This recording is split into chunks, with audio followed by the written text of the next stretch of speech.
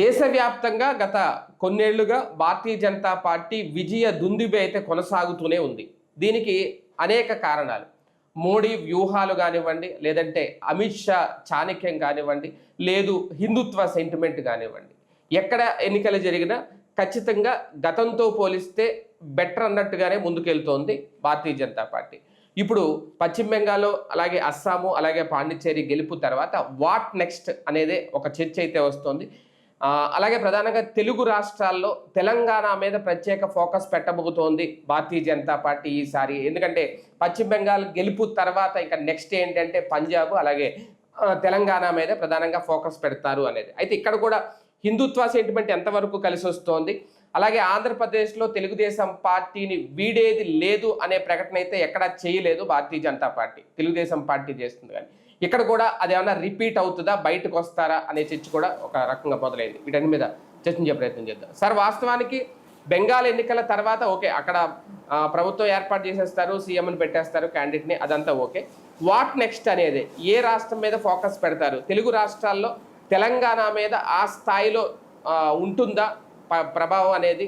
Bharatiya Janata party ఆ స్థాయి వ్యూహాలు, ఆ స్థాయి చాణక్యాలు ఇక్కడ వర్కౌట్ అవుతాయా? బేసిక్గా ఒకటి, భారతీయ జనతా పార్టీకి తెలంగాణలోకి అయితే ఒక ఆప్షన్ ఉంది. ఇప్పుడు మీకు నార్త్ ఇండియాలో ఏంటంటే సుదీర్ఘకాలం పాటు వాళ్ళు ముస్లిం రాజులు, వాళ్ళ వలన జరిగిన దాడులు, వాళ్ళ హింసాకాండ, వీటికి బలైనటువంటి కుటుంబాలు వీళ్ళ తాత ముత్తాతల నుంచి ఉన్నాయి. వాళ్ళకి ఆ పోరాటాల యొక్క దాన్ని ఏమంటారు, డిఎన్ఏతో పెరిగినటువంటి వాళ్ళు కాబట్టి వాళ్ళల్లో ఆ పోరాట శక్తి ఎక్కువగా ఉంటుంది. మనం ఏంటంటే బ్రిటిష్ వాళ్ళకి లాయల్టీ చూపించి సక్సెస్ అయినటువంటి వాళ్ళం దక్షిణాది ప్రాంతాలు. లేదా ఇప్పుడు అక్కడ నిజాం నవాబుల మీద పోరాటం చేసింది చివరిలో, మొదటంతా వాళ్ళకి లాయల్టీ చూపించినటువంటి రోజులే ఉన్నాయి. ఇప్పుడు దక్షిణాదిలో మార్పు, ఎస్పెషల్లీ నెక్స్ట్ ఎలక్షన్స్కి వచ్చేటప్పటికి పంజాబ్ మీద కాన్సన్ట్రేట్ చేస్తుంది బీజేపీ. నెంబర్ 1, ఈ చడ్డా బొడ్డా వీళ్ళందరూ వచ్చారు కాబట్టి వాస్తవంగా అక్కడ 0 బీజేపీ. అక్కడ ఎంతవరకు పుంజుకుంటుందో చూడాలి. అయితే అది గ్యారంటీ ఏం కాదు, ఎంత సీరియస్గా తీసుకుంటారనేది ఫ్యూచర్లో డిపెండ్ అయ్యి ఉంటుంది. మీరు దక్షిణాదిలో చూస్తే కర్ణాటక ముఖ్యం. కర్ణాటక నెక్స్ట్ ఎలక్షన్స్ గెలవాలా, అది ప్లాన్ చేసుకుంటుంది. ఆ తర్వాత తెలంగాణ ప్లాన్ చేసుకుంటుంది గ్యారంటీగా. ఈ 2 గెలుస్తామన్న నమ్మకం కూడా వాళ్ళకుంది. ఈ ఏడాదిలో ఇంకోటి కనబడేది హిమాచల్ ప్రదేశ్ ఒకటి ఉంటుంది ఎలక్షన్. అది కాంగ్రెస్ గవర్నమెంట్, అది 5 ఏళ్ళకు ఒకసారి మారుతూనే ఉంటుంది. అది ఆటోమేటిక్గా బీజేపీ గెలిచే పరిస్థితి కనబడుతుంది అక్కడ. అవునా? అంటే అదనంగా ఖాతాలు అయితే పడుతుంది బీజేపీ ఖాతాలో, కొత్త రాష్ట్రాలు అయితే 22వ రాష్ట్రం కిందకు వస్తుంది.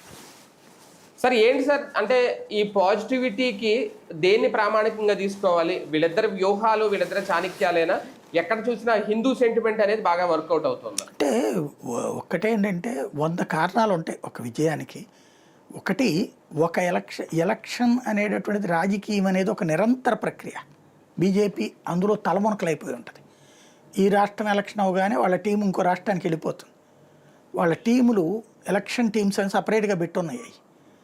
2 వీలర్లతో సహా ఉంటాయి వాళ్ళకి. బడ్జెట్ కూడా ఫిక్స్డ్గా ఉంటుంది వాళ్ళకి. నెక్స్ట్ ప్లేస్కి వెళ్ళిపోవడం, రెడీలో కూర్చోవడం. ఇంటింటికి వెళ్ళే టీం ఏంటి, ఆ ఇంటింటికి వెళ్ళినప్పుడు ఏం మాట్లాడాలి, ఎలా మాట్లాడాలి, ముందు వాళ్ళ దగ్గర నుంచి అభిప్రాయాలు ఏం తీసుకోవాలి, ఈ అభిప్రాయాల ఫీడ్బ్యాక్ ఏంటి, ఈ ఫీడ్బ్యాక్లో దీనికి పరిష్కారం ఏంటి. ఇది ఒక 10 లేయర్ల వ్యవస్థ ఉంది వాళ్ళకి. ఈ 10 లేయర్లలో కూడా భోంచేస్తాం, కూర్చోవడం, అదే పని, ఇంకో పని ఏమి ఉండదు. ఇక నేను వెళ్ళి 4 రూపాయలు సంపాదించి రావాలా, నేను వ్యాపారం చేయాలి, నేను పరిశ్రమ చూడాలి, ఇట్లాంటి వాళ్ళు కాదు ఆ టీం అంతా కూడా. అది ఒక హార్డ్ కోర్ సైకలాజికల్గా అంకితం అయిపోయినటువంటి వాళ్ళు. వాళ్ళు అదే పనిలో ఉంటారు. వాళ్ళు నడిపించేదానికి ఈ నాయకులు ఎదురుగుండా ఉండేటటువంటి వ్యక్తులు. వాళ్ళు ఒక పాజిటివ్ దాన్ని, అంటే లోపాలను ఎప్పటికప్పుడు సెటరైట్ చేసే టీం ఉంది వాళ్ళది. లోపం వస్తున్నది అన్నదాన్ని పరిష్కరించే టీం ఉంది వాళ్ళకి. ఆ పని వాళ్ళు చేసుకెళ్తారు. పోల్ మేనేజ్మెంట్ అనేది పర్ఫెక్ట్గా చేసుకెళ్తారు, నెంబర్ 1. రెండవది, కొన్ని చోట్ల మనకి అస్సలు బలం లేదు, ఎందుకు లేదు అది నోట్ చేసుకుంటారు. దాంట్లో ఎప్పటికప్పుడు రాళ్ళు వేస్తూ ఉంటారు. ఇప్పుడు ఇదివరకు ఆంధ్రాలో ఎందుకు దెబ్బతిన్నారు వీళ్ళు, నెగిటివ్ ప్రాపగాండా ఎక్కువ జరిగింది. 2014 నుంచి 18 దాకా. అంతకుముందు కాంగ్రెస్ ఏదైతే దెబ్బకొట్టిందో, రాష్ట్ర విభజన చేసే టైంలో కావాలని ఆంధ్రాకి ఏదన్నా ఇస్తే తెలంగాణ వాళ్ళు ఏమైనా నొచ్చుకుంటారేమో అని చెప్పి ఏమీ ఇవ్వకుండా విడదీసేసింది, అవమానకరంగా విడదీసేసింది. ఆ విషయం మాట్లాడదామంటే బీజేపీకి ఒక సమస్య ఏమైంది, తెలంగాణ వాళ్ళు కూడా మద్దతు ఇస్తున్నారు కాబట్టి అప్పుడేం మాట్లాడలేకపోయింది. దానికి ప్రత్యామ్నాయంగా ఏం చేశారు, ఆంధ్రాకి బోల్డ్ అని ఏదైతే విభజన చట్టంలో ఆ రోజున వెంకయ్యనాయుడు జైట్లు గొడవ చేయబట్టినాయి కదా, ఇవన్నీ పెట్టుకొచ్చింది విభజన చట్టంలో. ముందైతే కాంగ్రెస్ ఏం ప్లాన్ చేయలేదు కదా. అలా చేసిన ఇవన్నీ కూడా అమలు చేసుకొచ్చింది, 12 సంస్థల్ని పెట్టుకొచ్చిందే ఇక్కడ. అట్లాగే పోలవరాన్ని జాతీయ ప్రాజెక్టు కింద ప్రకటించి డబ్బులు ఇవ్వడం మిగించేసిందే. అలాగే ఇక్కడ ఉన్నటువంటి ఎయిర్పోర్ట్ల ఎక్స్పాన్షన్ దగ్గర నుంచి అనేకం చేసుకొచ్చింది, హైవేలు విపరీతంగా విస్తరించుకొచ్చింది. కానీ ఎప్పుడైతే బీజేపీ తెలుగుదేశంతో విభేదించి తెలుగుదేశం బీజేపీని వద్దనుకుందో వెంటనే దుష్ప్రచారం చేశారు. ఏమి ఇవ్వలేదు, 5 పైసలు ఇవ్వలేదు, రూపాయి ఇవ్వలేదు.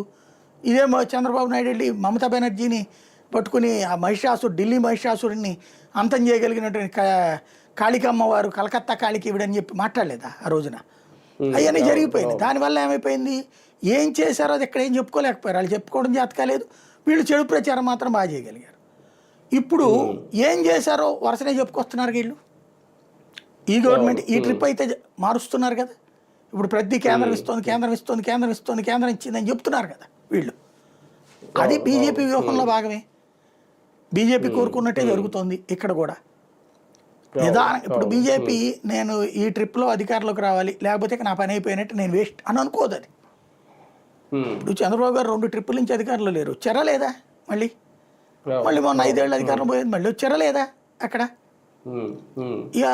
ఇక అయిపోయింది నా పని అనుకుంటే అతని పేరేంటి, లాలూ ప్రసాద్ కొడుకు అసలు చేయకూడదు. 20 ఏళ్ళ నుంచి నితీష్ కుమారే పరిపాలన.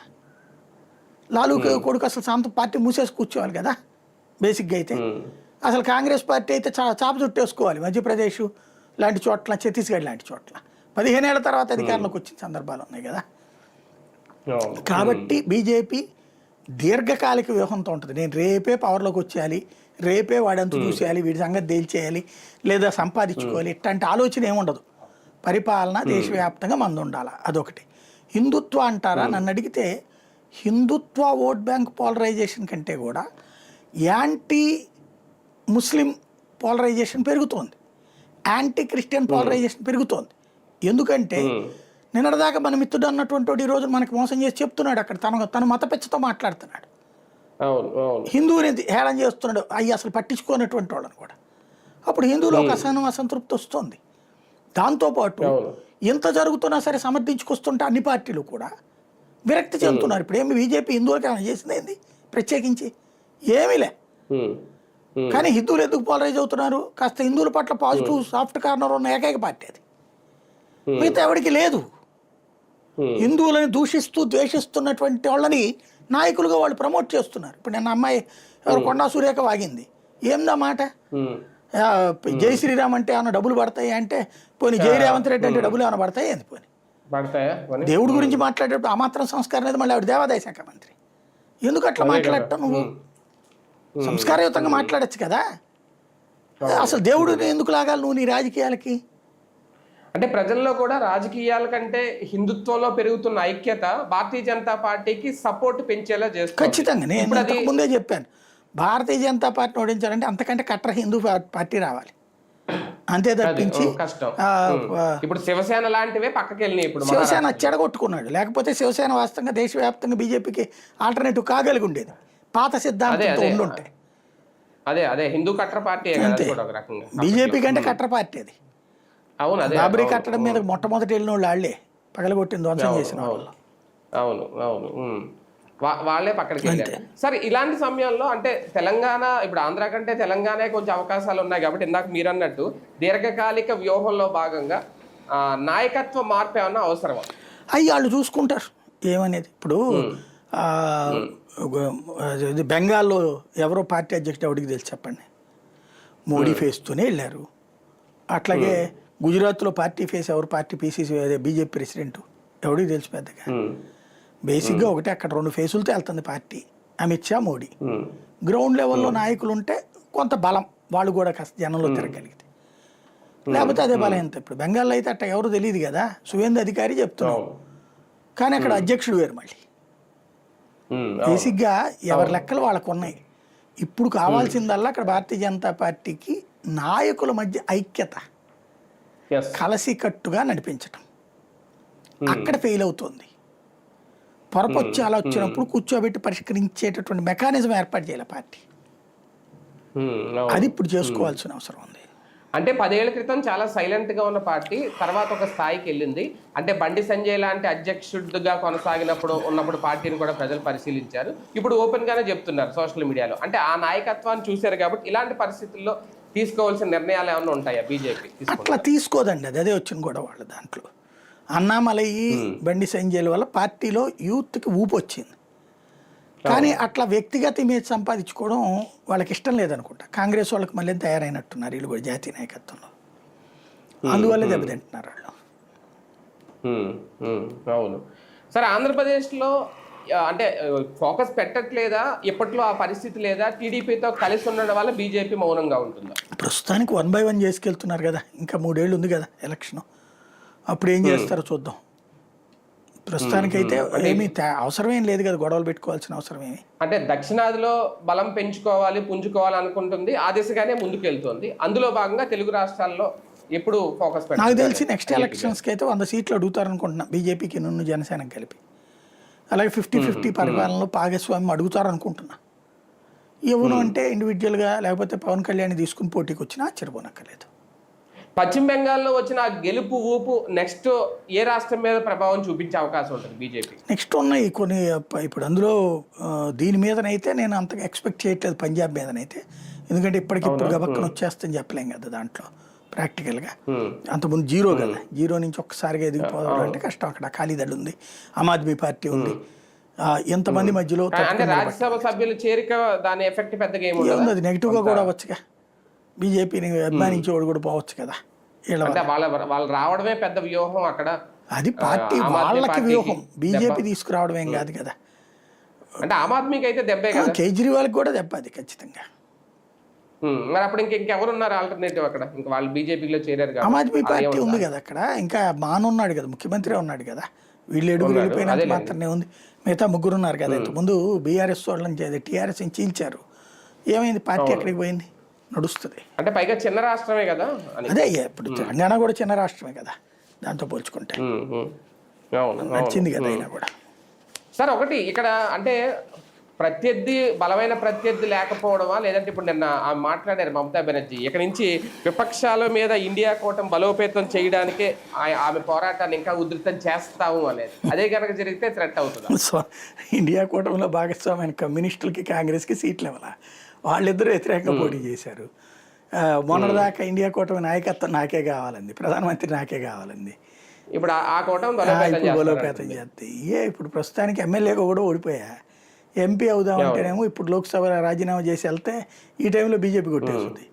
రాజ్యసభ ఎవరికైనా రాజీనామా చేయిద్దామంటే ఓ సమస్య ఉంది. రాజ్యసభ ఇప్పుడు అక్కడ బీజేపీ అధికారంలో ఉన్నప్పుడు ఒకటి రాజీనామా చేశారనుకోండి, బీజేపీకి వెళ్ళిపోతుంది. 4 రాజీనామా చేస్తే 3 బీజేపీకి, 1 వీళ్ళకి వస్తాయి. అప్పుడు 4 పదవులు పోగొట్టుకోవాలి వాళ్ళు, ఆ 3 బీజేపీకి పోతాయి. ఈవిడ 1 సీటు కోసం ఇంకో 3 సీట్లు బీజేపీకి ఇవ్వలేదు కదా ప్రాక్టికల్గా. అందుకోసం ఏం చేయాలి అర్థం కాక కొత్త ట్రెండ్ ఎంచుకుంది అనమాట. అంటే ఎన్డీఏకి ఇంకా ఒక బలమైన ప్రత్యర్థిని తయారు చేయాలని ప్రిపేర్ అవుతున్నారా వీళ్ళందరూ కలిసి? అది ఇప్పుడేంటి ఎప్పటి నుంచో ట్రై చేస్తున్నారు, 12 ఏళ్ళ నుంచి కూడా.